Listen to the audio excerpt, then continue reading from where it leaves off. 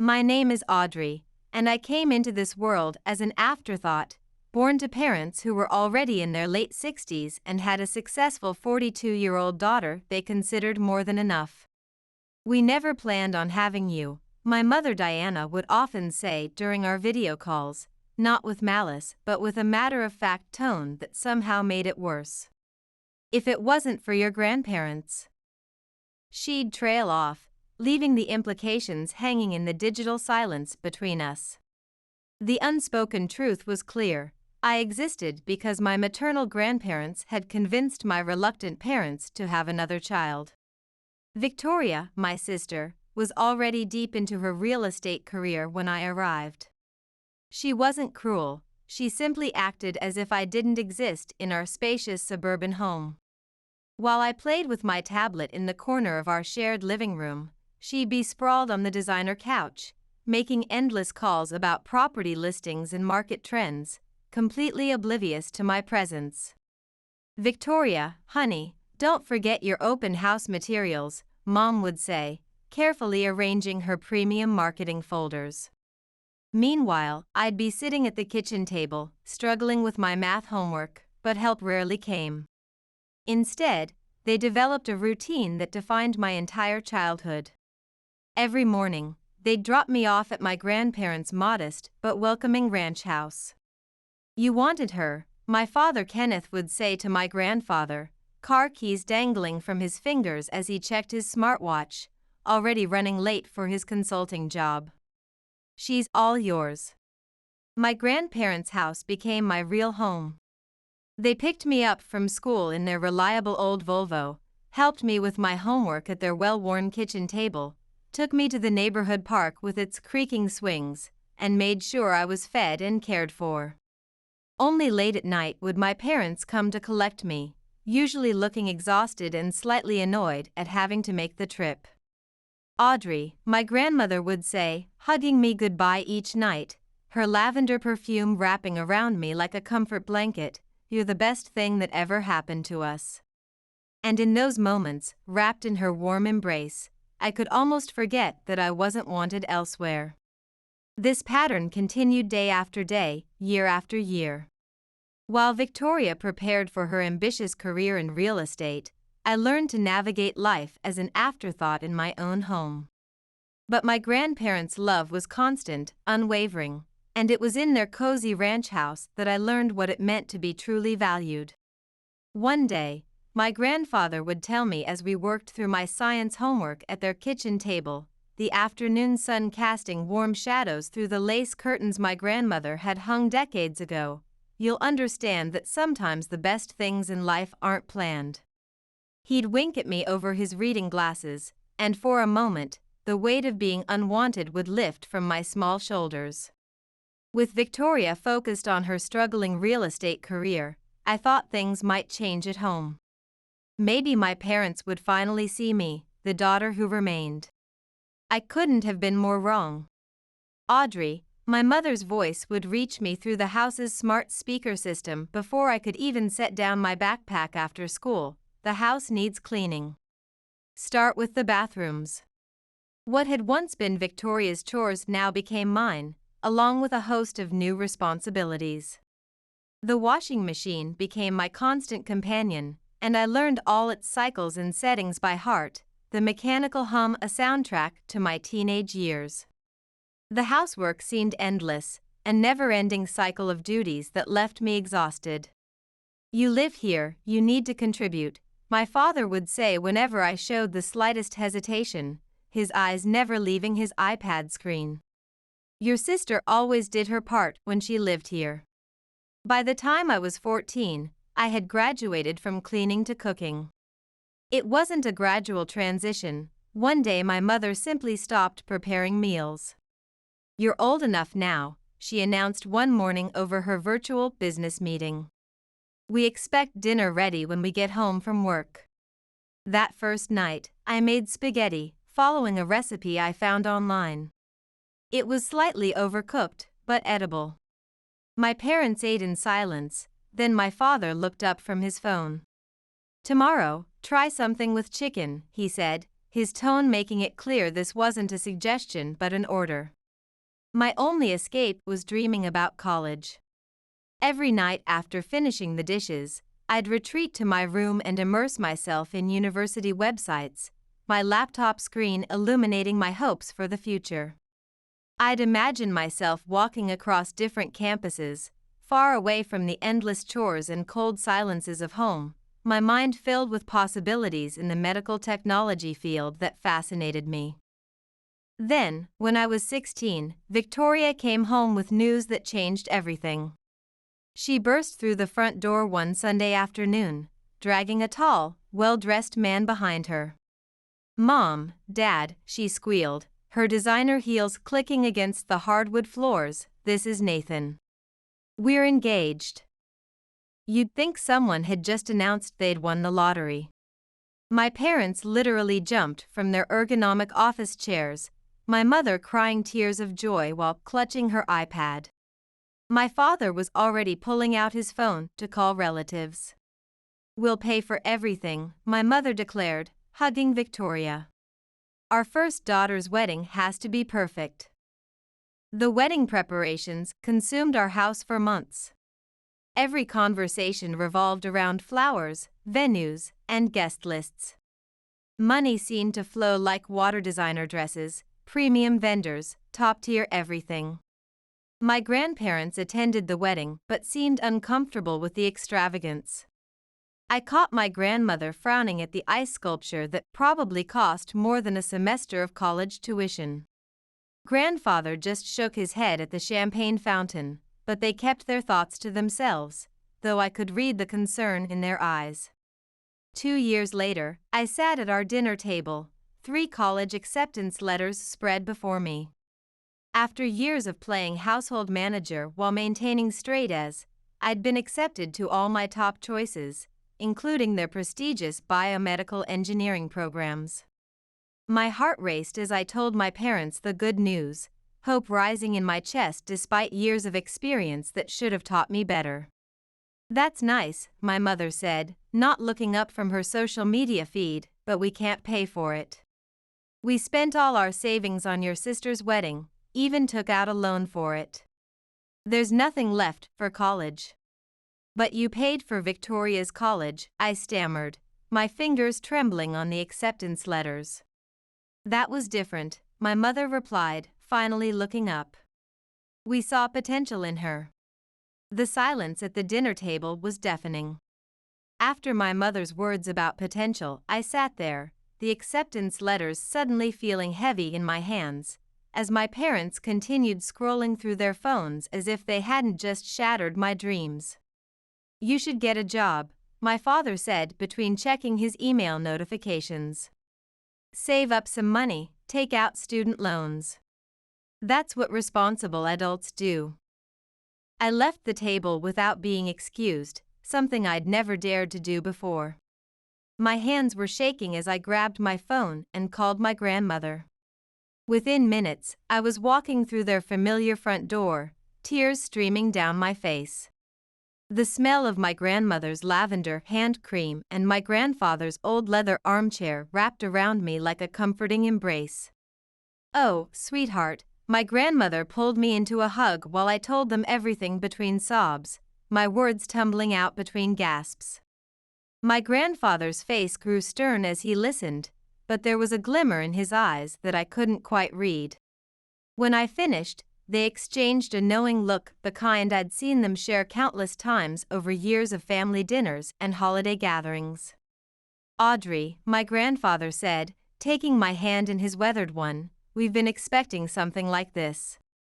"What do you mean?" I asked, wiping my eyes with the tissue my grandmother had pressed into my hand.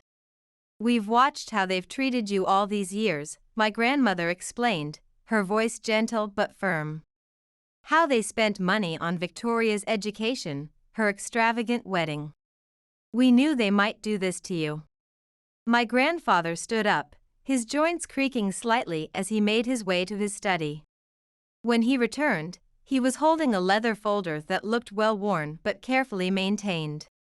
"We've been saving for your education since the day you were born," he said, opening the folder to reveal bank statements and investment documents. You can choose any of those 3 colleges. We've got you covered. Every penny. That night, I went home and packed my things. Not everything, just what I needed: my laptop, some clothes, my cherished medical technology textbooks, and the few photos I had of my grandparents and me. My parents were in the living room, both absorbed in their separate screens, when I told them I was moving in with my grandparents. "Whatever you think is best," my mother said, her eyes never leaving her tablet where she was reviewing Victoria's latest property listings.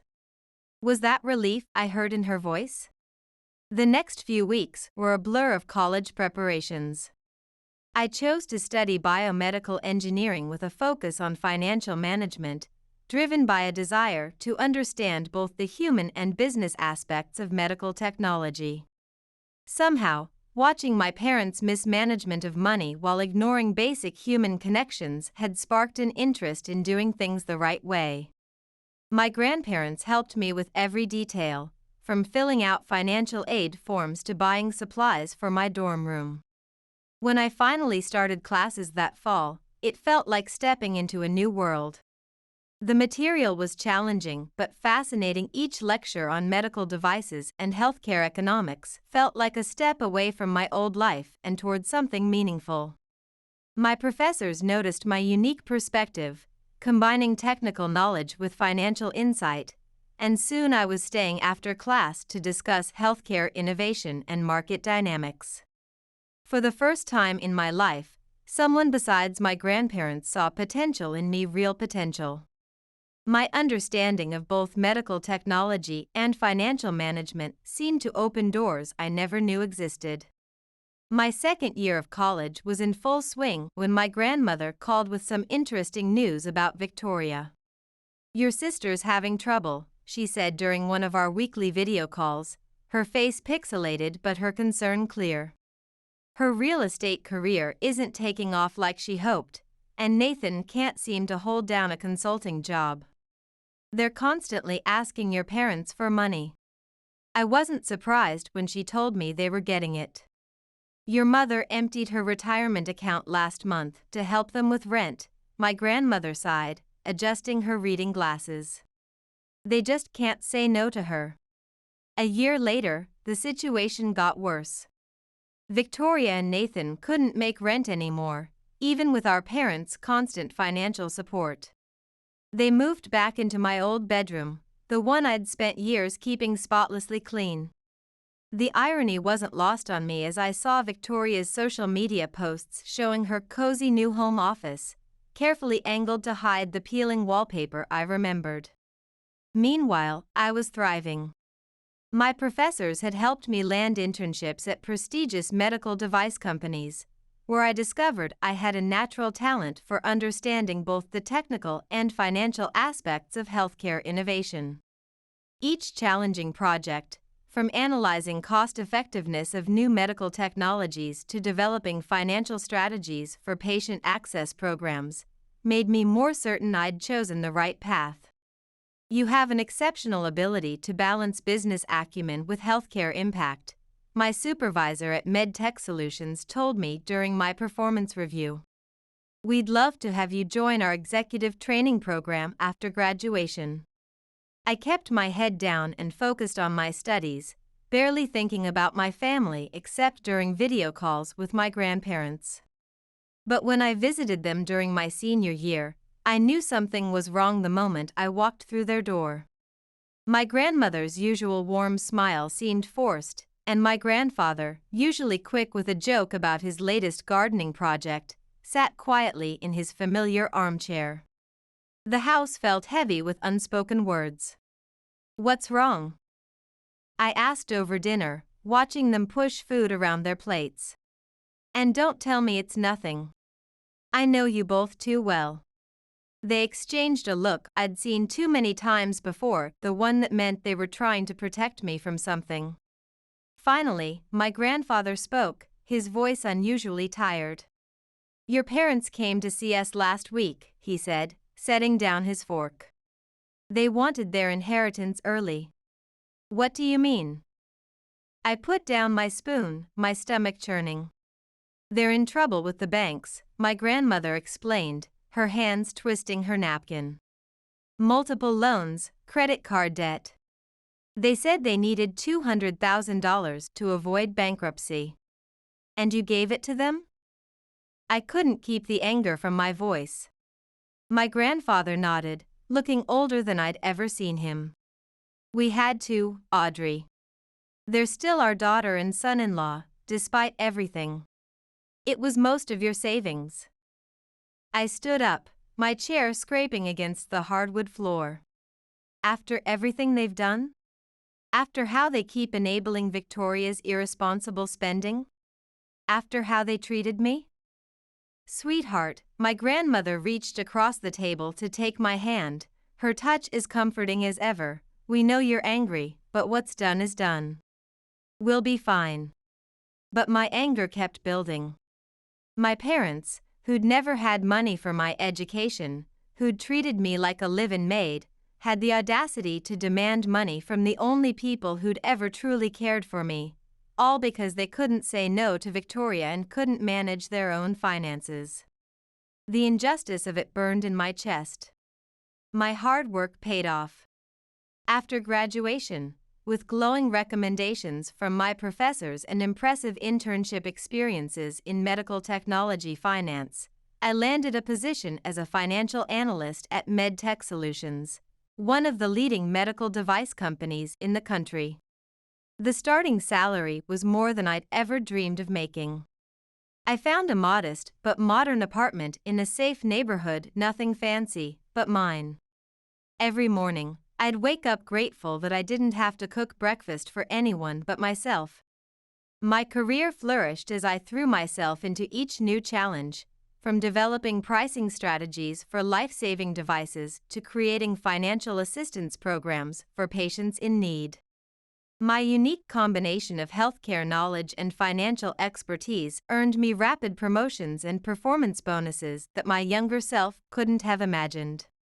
Within a few years, I had advanced to Director of Financial Operations and had enough saved for a down payment on my own house. The day I signed the mortgage papers, I couldn't help but think of my parents and Victoria, who'd never managed their money well enough to buy property despite their real estate ambitions. Not that they knew about my success, we hadn't spoken in years, though I occasionally saw Victoria's carefully curated social media posts about her thriving real estate business. Then came the call that changed everything. My grandfather had suffered a massive heart attack.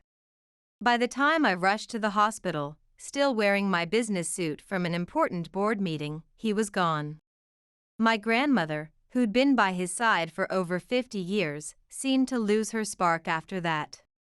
Less than 2 months later, she followed him, leaving me truly alone for the first time in my life. I was arranging my grandmother's funeral at the upscale memorial home when I heard a familiar voice behind me. Audrey, do you want some help with the arrangements?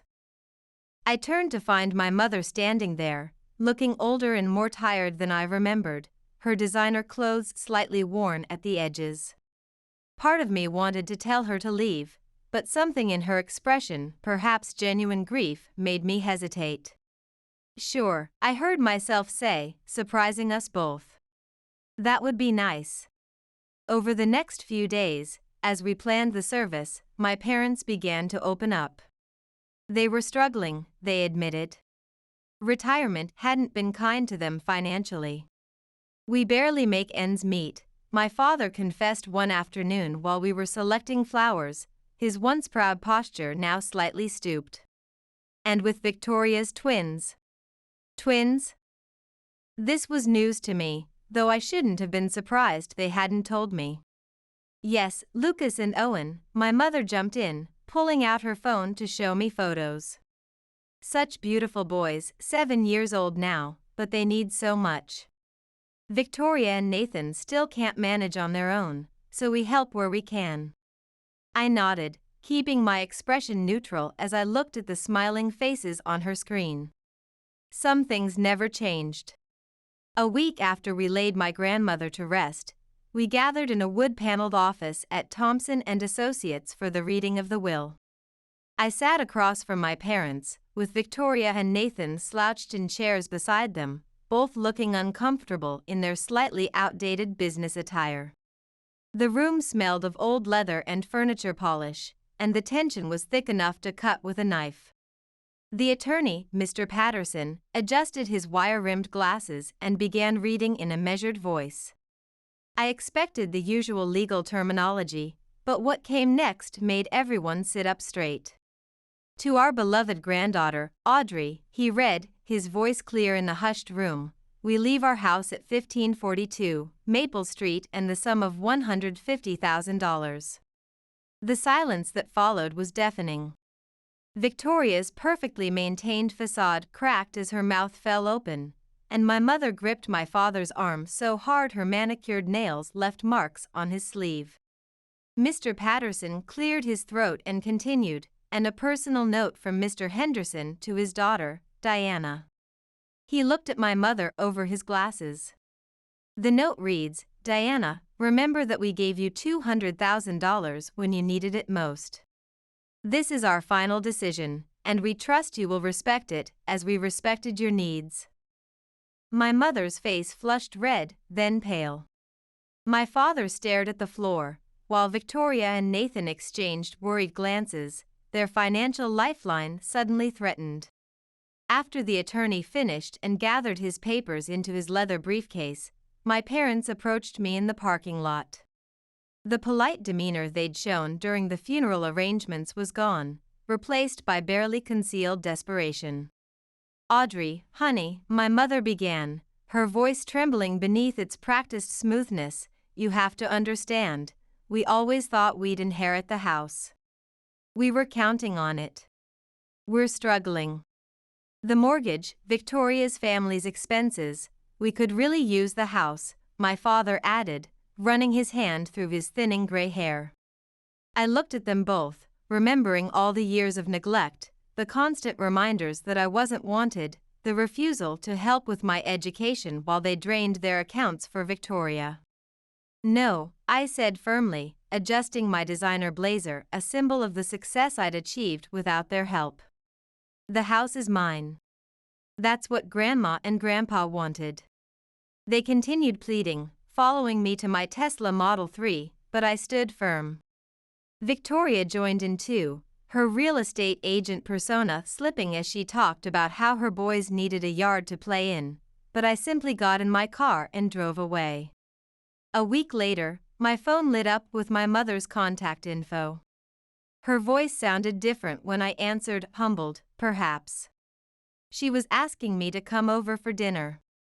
Against my better judgment and my executive assistant's carefully managed schedule, I agreed.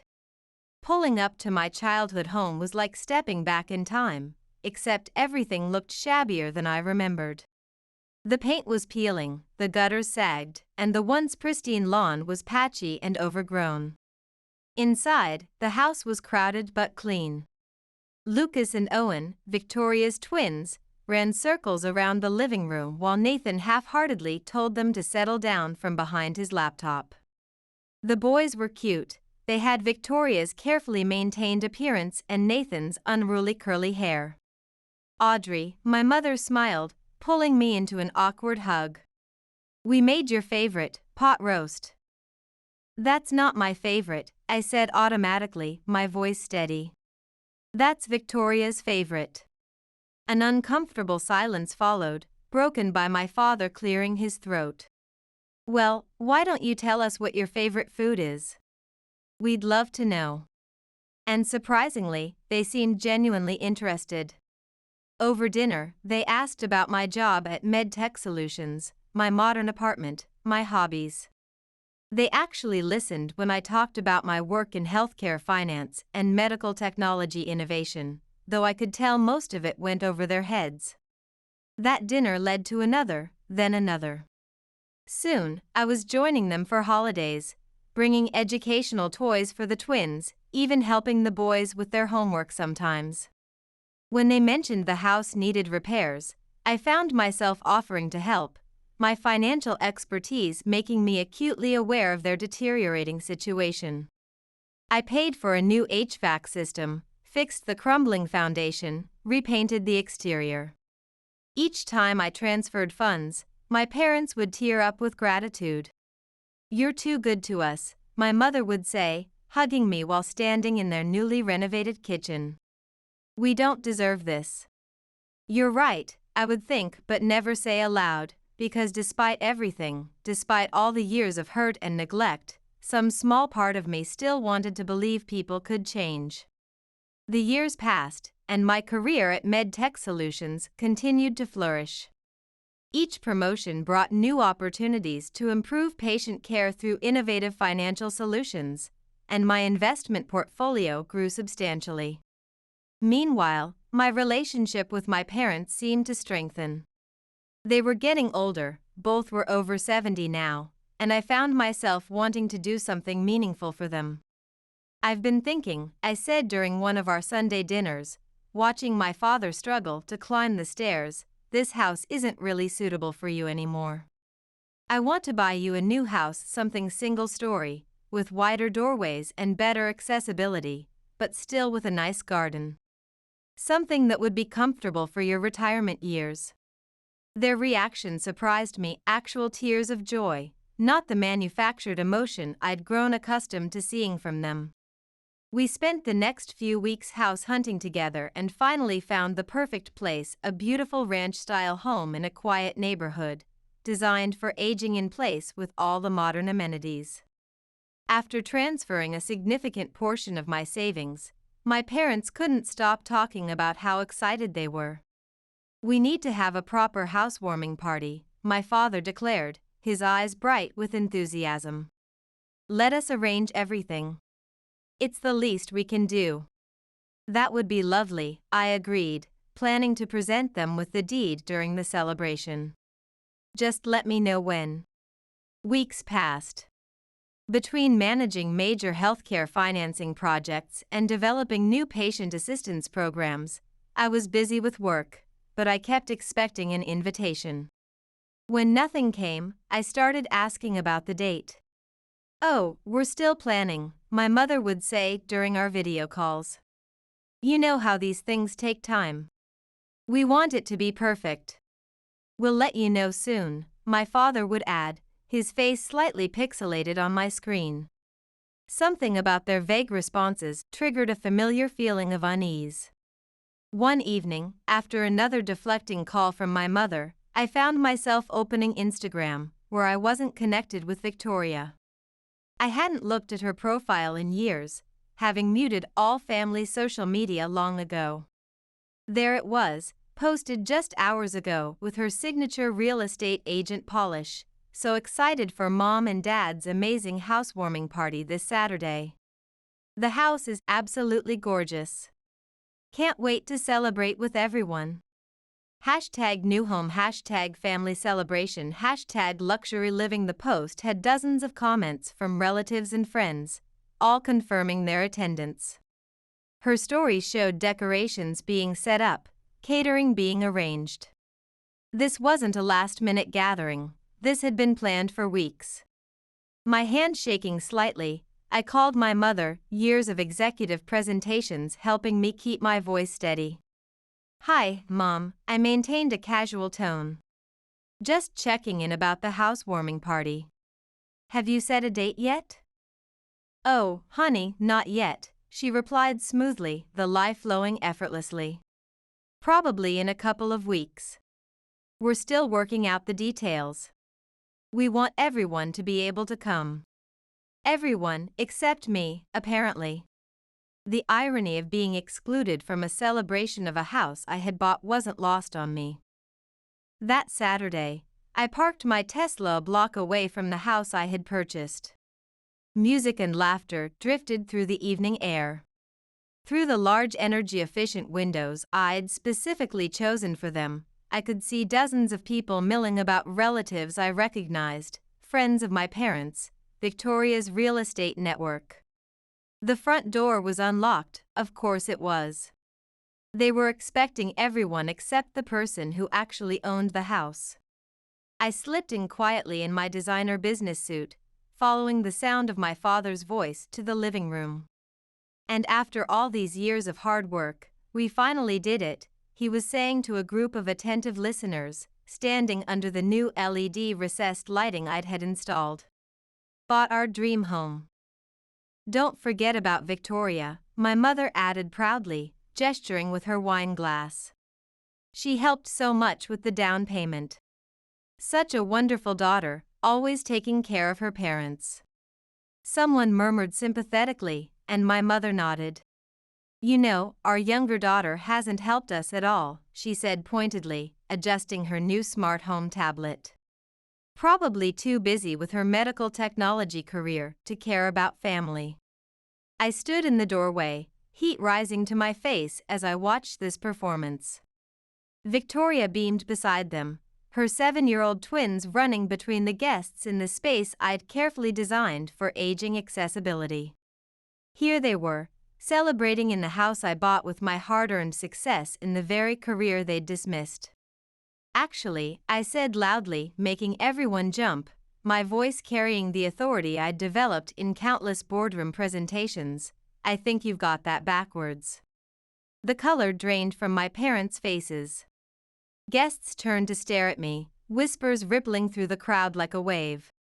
Audrey, my father recovered first, his smile tight. What a surprise! I'm sure it is, I replied, stepping into the room, my heels clicking against the premium flooring I'd selected, especially since you forgot to invite me to the housewarming party for the house I bought. Dead silence fell over the room. Nathan suddenly became very interested in his worn loafers, while Victoria's perfectly maintained real estate agent smile faltered. Well, my mother's voice had an edge to it, her wine glass trembling slightly, what's done is done. You bought it, yes, but it's ours now. You can't expect eternal gratitude. That's right, my father added, gaining confidence as he stood next to their new smart home control panel. And frankly, you're not welcome here. This is a family gathering, and Victoria and her family will be living here too, my mother announced, her voice rising. They've already sold their house. It's all arranged. I couldn't help but laugh, a cold, harsh sound that echoed off the newly painted walls. Reaching into my Prada briefcase, I pulled out a folder containing documents I'd prepared with the same meticulous attention I gave to my medical technology contracts. You seem to be confused about something, I said, opening the folder to reveal the deed and ownership papers. This house belongs to me. I never signed it over to you. I was planning to give it to you tonight, at what I thought would be a proper housewarming party. My mother's face went from pale to ashen. My father started to sputter, his hand gripping the marble countertop I'd specially ordered. Victoria's carefully crafted professional demeanor crumbled completely. And now I turned to address the stunned guests, using the same commanding tone I used in corporate presentations. Now, I'd like everyone to leave. This is my house, and the party's over. You can't do this, my mother's voice rose to a shriek, her perfect hostess facade shattering. We're your parents. No, I said quietly, my voice carrying the weight of years of executive decision-making. You're just the people who gave birth to me. My real parents, my grandparents, taught me that family means more than blood. They also taught me about financial responsibility, which is why I own this house, and you don't. They left in tears, my parents, Victoria, Nathan, the twins, and all their guests. I watched from the front porch as they drove away in their aging luxury cars, one by one, until the street was empty except for my Tesla parked around the corner. After a few weeks, I learned they'd used the money from selling their old house to rent a small apartment. Victoria, Nathan, and the twins moved in with them. They tried calling me, sending emails, reaching out through LinkedIn, but I blocked their numbers, their emails, their social media accounts. The house? I sold it a month later and donated the proceeds to a patient assistance program at MedTech Solutions, helping families afford life-saving medical devices. Someday I'll have my own children, and I promised myself they'll never have to earn my love or compete for my attention. Unlike my parents, I'll love my children equally and unconditionally, the way my grandparents loved me.